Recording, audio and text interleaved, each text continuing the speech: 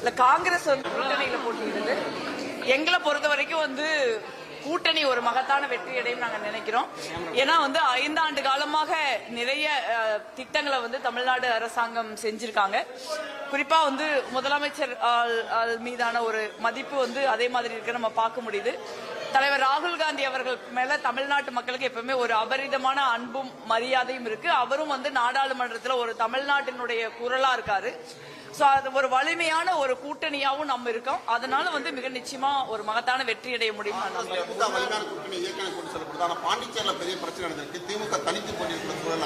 இல்ல பாண்டிச்சேரி வந்து ஒரு தனி யூனியன் பிரதேசம். தமிழ்நாடு காங்கிரஸ் கமிட்டியிலிருந்து நாங்க அதை நடத்த முடியாது. அவங்கதான் அங்க என்ன பண்ண முடியும்.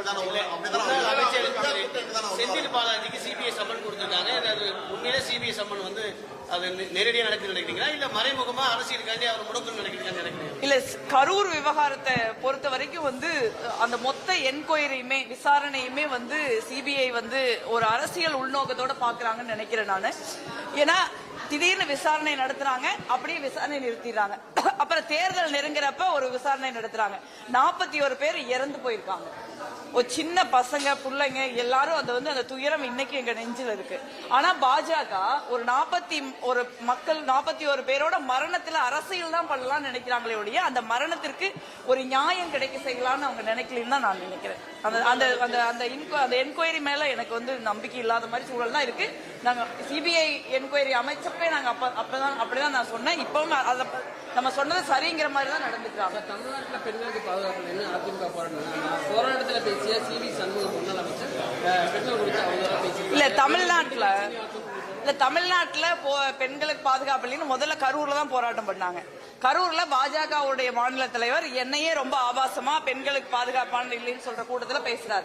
அதே மாதிரி சிவி சண்முகம், விஜயபாஸ்கர், திண்டுக்கல் சீனிவாசன் இந்த மாதிரி மொத்த கூட்டணியே வந்து பெண்களை எவ்வளவு இழிவுபடுத்த முடியுமோ, ஆபாசமாக பேச முடியுமோ, அருவருக்கத்தக்க வகையில பேச முடியுமோ பேசுறாங்க.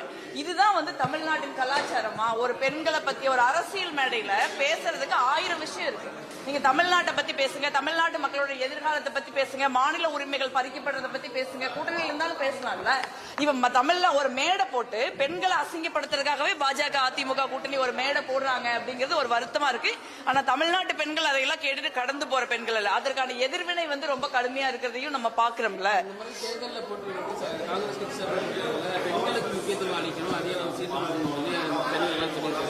என்னை பொறுத்த வரைக்கும் வந்து கட்சியில எத்தனை சீட் இருந்தாலும் அதுல பெண்களுக்கு 33% சீட்டு கொடுத்தரணும் அப்படிங்கறது தான் என்னுடைய நிலைப்பாடு. அதுல வந்து காங்கிரஸ் கட்சி வந்து கருத்தில் கொள்ளும் நான் நம்புறேன். ஒரு மாதிரி போராடி வாங்கின மாதிரி இருக்குது. தேர்தல் களத்துல இணைந்து திமுகவோட பணியாற்றுக்க வாய்ப்பு இருக்கா? ஜெல்லா இருக்கிற வாய்ப்பு இருக்குமா?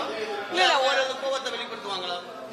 கோவப்படுறதுக்கு என்ன இருக்கு? கூட்டணி கட்சிகள் இருக்கிறப்ப எல்லாருக்கும் ஒரு விருப்பம் இருக்குல்ல, எல்லாருக்கும் ஒரு ஆஸ்பிரேஷன் இருக்கும். அதை வந்து நாங்க கேட்கதான் செய்வோம். அதுக்கான உரிமை எங்களுக்கு இருக்குல்ல. அது ஒரு கூட்டணியில இப்ப காங்கிரஸ் கட்சி மட்டும் இல்ல, மத்த கூட்டணிகள் என்டிஏ கூட்டணிகளில் மட்டும் என்ன யாரும் சீட்டை கேட்கலையா? நீங்க எல்லாம் அதிமுகவை நின்றுச்சுன்னு சொல்றாங்க. அதாவது கூட்டணியில எப்படி இருக்குன்னு பார்க்கணும். நீங்க வந்து பாஜக வந்து அதிமுகவோட கழுத்துல காலை வச்சு சீட்டு வாங்குது. நாங்க வந்து ஒரு ஜனநாயக முறைப்படி எங்களுடைய கருத்துக்களை சொல்றோம், பேசுறோம். அதே மாதிரி மற்ற இந்தியா கூட்டணியில் இருக்கிற கட்சிகளும் பேசுறாங்க. ஒரு கூட்டணியில வந்து பேசித்தான் பண்ண முடியும். கருத்து பரிமாற்றமே இல்லாம போய் கையெழுத்து நாங்க போட்டு வர முடியாது இல்ல. அதே மாதிரி ஒரு கருத்து பரிமாற்றம் இல்லாம ஒரு கூட்டணி இருக்க முடியாதுல்ல. அது வந்து களத்துக்கு போன உடனே அது வந்து மக்கள் அதை தேர்தலை வெல்றதுதான் எல்லாரும் பார்க்க முடியும்.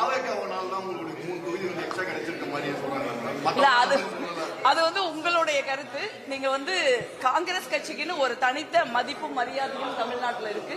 நாங்க ஆட்சியில் இருந்த காலகட்டத்தில் தமிழ்நாட்டின் வளர்ச்சிக்கு ஒரு பெரிய பங்களிப்பை வந்து நாங்க செய்திருக்கோம். நான் முன்பே சொன்ன மாதிரி ராகுல் காந்தி அவர்களுடைய இமேஜ்ங்கிறது வந்து ஒரு மிக முக்கியமான ஒரு விஷயமா வந்து தமிழ்நாட்டில் இருக்கு. சோ அதையெல்லாம் கருத்தில் கொண்டுதான் நம்ம சீட்டு கேட்க முடியும். அதையெல்லாம் கருத்தில் கொண்டுதான் சீட்டும் கொடுப்பாங்க.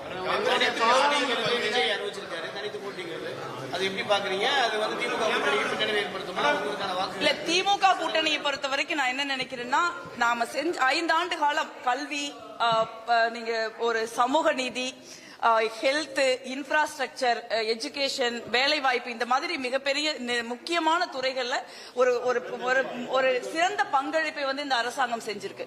சோ அதன் அடிப்படையில தான் நம்ம மக்கள்கிட்ட போய் ஓட்டு கேட்போம். மக்கள் வந்து அதன் அடிப்படையில வாக்களிப்பாங்கன்னு நான் நினைக்கிறேன்.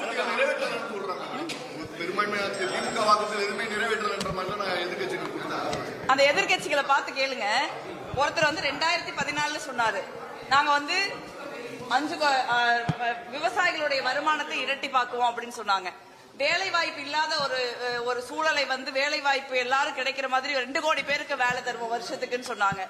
அதுக்கப்புறம் வந்து நீங்க வந்து ரூபாயோடைய மதிப்பு வந்து மன்மோகன் சிங் ஆட்சியில் இருக்கிறப்ப அது மன்மோகன் சிங் வயசை கடந்து போயிருச்சுனாங்க. இன்னைக்கு வந்து 93 ரூபாய், $1 ரூபாயின் மதிப்பு 93 ரூபாயா இருக்கு. இந்த மாதிரி வந்து அவங்க சொன்ன எதையாவது அதே மாதிரி இப்ப எல்லார் அக்கௌண்ட்லயும் 15 லட்சம் போடுறோம்னு சொன்னாங்க. நீங்க அக்கௌண்ட் காலியா இருந்தா பணம் நம்ம கிட்ட கேட்கிறாங்க. இந்த மாதிரியான வாக்குறுதிகளை கொடுத்தவங்க வந்து இன்னொரு கட்சியோட வாக்குறுதி பத்தி பேச வேண்டிய தேவையில்லை. நீங்களே பாருங்க, பெண்களுக்கு நம்ம வந்து பணம் கொடுப்போம்னு சொன்னோம், அதை வந்து கொடுத்திருக்காங்க. இலவச பேருந்து பயணம் நடக்குது. அதே மாதிரி நீங்க சொல்லாத சில விஷயங்களும் செஞ்சிருக்கல. நீங்க காலை உணவு திட்டம் வந்து மேனிபெஸ்டோல கிடையாது. ஆனா இந்தியாலேயே முதல் முறையாக காமராஜர் தான் மதிய உணவு திட்டத்தை கொண்டு வந்தார் தமிழ்நாட்டில். அதே போல இன்னைக்கு இந்தியாலேயே முதல் முறையா நம்ம மண்மிகு முதலமைச்சர்கள் தமிழ்நாட்டில் காலை உணவு திட்டத்தை கொண்டு வந்திருக்காங்க. இந்த மாதிரி தேர்தல் அறிக்கையில் சொல்லாத பல விஷயங்களையும் நம்ம செஞ்சிருக்கோம். 20 அரிசி இலவசமா கொடுத்த பிறகு வந்து வறுமை ஒளியில அப்படின்றத காட்டுது அந்த காலை உணவு திட்டம்ன்றதே வந்து இல்ல. காலை சமைச்சு போட முடியலன்றதால கொடுக்குறாங்க, அதுக்காண்டி தான் கொடுக்குறாங்க. காலையில சமைச்சு போட முடியலன்னு நம்ம சொல்ல முடியும். காமராஜர் கொண்டு வரும்போது வந்து பள்ளிக்கு மாணவர்கள் போக முடியல, வறுமையில இருக்காங்க கொண்டாரு. ஆனா திமுக ஆட்சி 50 ஆண்டு இந்த காலகட்டத்திலயும் வந்து காலை உணவு திட்டம் போடுறாங்க. ஒரு சிறப்பான ஆட்சி இல்ல. எப்பவுமே வந்து நீங்க பாத்தீங்கன்னா ஒரு சமூகத்துல ஒரு வளர்ச்சிங்கிறது வந்து படிப்படியா தான் வரும். நீங்க ஒரு குறிப்பிட்ட சதவீதம் பேர் வந்து மிடில் கிளாஸ்ல இருந்து அப்பர் மிடில் கிளாஸ் போவாங்க. அதே மாதிரி லோயர் மிடில் கிளாஸ்ல இருந்து மிடில் கிளாஸ்க்கு வருவாங்க. அப்புறம் புவர் கிளாஸ்ல இருந்து லோயர் மிடில் கிளாஸ்க்கு வருவாங்க.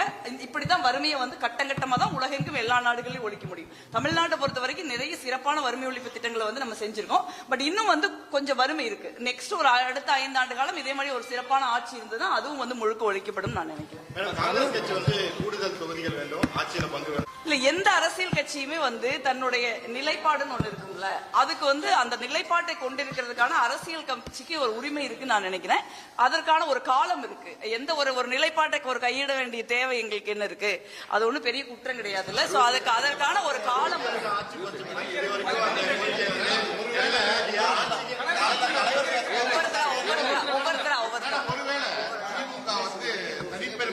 ஜெயிக்காத ஒரு சூழ்நிலை வந்து நீங்க வந்து அவங்களுக்கு ஆதரவு கொடுக்க வேண்டிய நிலை வந்தா உங்களுடைய நிலைப்பாடு அழுத்தமா சொல்லுவீங்க? என்னை பொறுத்த வரைக்கும் இந்த தேர்தலில் இந்தியா கூட்டணி மகத்தான வெற்றி பெறும். அதுல வந்து தனிப்பெரும்பான்மை வராது. இல்ல, மகத்தான வெற்றினாலே அவங்களுக்கு தனிப்பெரும்பான்மை கிடைக்கிறதுக்கான வாய்ப்பு இருக்குன்னு தான் நான் நினைக்கிறேன். ஆனா அதற்கப்புறம் நாங்க எங்க கோரிக்கை அவங்க கிட்ட வைக்கலாம்ல. இல்ல மேடம், இப்ப வைக்கிறப்ப உங்களுக்கு என்ன சொன்னாங்க? ஆச்சரியத்துல பங்கு இல்லைன்னு சொல்லிட்டாங்க. இல்ல, எங்களை பொறுத்த வரைக்கும் ஒரு கோரிக்கை நாங்க வச்சிருக்கோம். ஒரு அரசியல்ல நீங்க என்னைக்குமே அரசியல்ங்கிறது ஒரு நெடுந்தூர பயணம். நாங்க இன்னைக்கு இப்படிங்கிறதுக்குள்ள நடக்கல அப்படின்னா நாங்க கோரிக்கை கைவிட்டுற மாட்டோம்ல. நாங்க வந்து எங்களுக்கான ஒரு ஜனநாயக வழிமுறைகள்ல நாங்க எங்களுக்கான ஒரு முயற்சியை நாங்க முன்னெடுத்துட்டு தான் இருக்கோம். இல்ல, இதுல எந்த பிரச்சனையும் இல்லையே. நாங்க வந்து ஒரு 22 ஆண்டு கால கூட்டணி, ஒரு ஆல் வெதர் கூட்டணின்னு சொல்லலாம். ஒவ்வொரு கட்சி, காங்கிரஸ் கட்சியுடைய கடினமான காலகட்டத்தில் திமுக கூட இருந்திருக்காங்க, திமுக கட்சியினுடைய கடினமான காலகட்டத்தில் நாங்க கூட்டணியில இருந்திருக்கோம். இப்ப வந்து ஒரு கூட்டணியில தான் இருக்கிறோம். அப்படிங்கிறப்ப வந்து அந்த கூட்டணி வந்து 5 ஆண்டு காலம் ஒரு வெற்றிகரமான ஆட்சியை வந்து தமிழ்நாட்டில் நடத்தி இருக்குது. தமிழ்நாட்டினுடைய எதிர்காலத்தை கருத்தில் கொண்டு நாங்க இந்த தேர்தலை ஜெயிக்க பார்ப்போம். நீங்க வந்து பாஜக கையில தூக்கி தமிழ்நாட்டை கொடுக்கறதுக்கா நாங்கெல்லாம் இங்க இருக்கோம். அது வந்து எவ்வளவு பெரிய பேரழிவை வந்து இந்தியா முழுக்க நிகழ்த்தி இருக்குதுன்னு நம்ம பாக்குறோம். அந்த மாதிரி ஒரு பேரழிவுக்கு தமிழ்நாட்டுக்கு வந்துடக்கூடாது. பாஜகவிடமிருந்தும் பாஜகவினுடைய கைப்பாவையா இருக்கிற அதிமுகவிடமிருந்தும் தமிழ்நாட்டை காப்பாற்ற வேண்டும். தமிழ்நாட்டினுடைய எதிர்காலத்தை வந்து ஒரு சிறப்பான ஒரு எதிர்காலமா இருக்கணுங்கிறதா எங்க எல்லாருக்கும் முன்னாடி இருக்க முடியுமே ஒழிய வேற விஷயங்கள் இருக்க முடியாதுன்னு நான் நினைக்கிறேன்.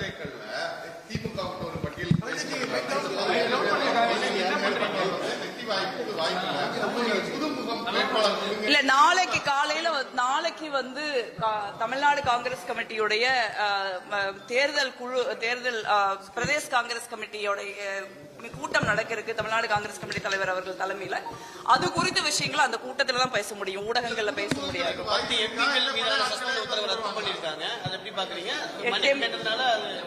மன்னிப்பு கேட்கிற வழக்கம்லாம் எங்கிட்ட கிடையாது.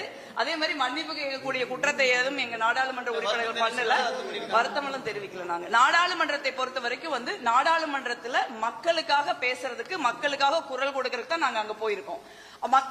மக்களுக்கு ஒரு அநீதி இழைக்கப்படுது அப்படின்னா அதை வந்து காங்கிரஸ் கட்சி, இந்தியா கூட்டணி நாடாளுமன்றத்துல பாத்துக்கிட்டு இருக்க முடியாது. ஒரு ஜனநாயகத்துல போராடி தான் ஆகணும். ஒரு அரசாங்கம் மக்கள் குரலை காது கொடுத்து கேட்கல, எதிர்கட்சிகள் குரலை காது கொடுத்து கேட்கல அப்படின்னா போராடாம என்ன பண்றது? போராடுறதுங்கிறது ஜனநாயகத்தில் இருக்கிறவங்களுக்கு கொடுக்கப்பட்டிருக்க உரிமை. அதுதான் நாங்க செய்யறோம். அதுக்காக வந்து இடைநீக்கம் செய்யறது ரொம்ப தப்பு. அது ஒரு சர்வாதிகார மனப்பான்மை நான் நினைக்கிறேன். அதுதான் பாஜகவுடைய மனப்பான்மை. அது தமிழ்நாட்டுக்கு வந்துடக்கூடாதுன்னு நினைக்கிறேன். ஒரு விஷயம் வந்து காங்கிரஸ் கட்சி கூட்டணியில் இருக்கிறதுனால நாங்க குறைவான தொகுதிகளில் தான் போட்டியிட முடியுது. இந்த தேர்தல் எங்களை பொறுத்தவரைக்கும் எம்எல்ஏக்கள் சிறப்பா செயல்பட்டு இருக்காங்க. மிக நிச்சயமா வந்து நாளைக்கு நடக்கிற மீட்டிங்ல இதை பத்தி விரிவாக, இது ஏற்கனவே நிறைய விஷயங்கள் கட்சிக்குள்ள பேசப்பட்டு வருது. தமிழ்நாடு காங்கிரஸ் கமிட்டி தலைவர் பொறுப்பாளர் கிரீஷ் சோடங்கர் அவங்க எல்லாம் நிறைய பேசியிருக்காங்க. எங்களுடைய கருத்துக்கள் ஏற்கனவே கேட்கப்பட்டிருக்கிறது. எங்களுடைய கருத்துக்களை நாங்க சொல்லியிருக்கோம். இது எல்லாம் பத்தி நாளைக்கு வந்து 2 மீட்டிங் இருக்கு. அந்த 2 மீட்டிங்லயும் விரிவாக விவாதிக்கப்படும்.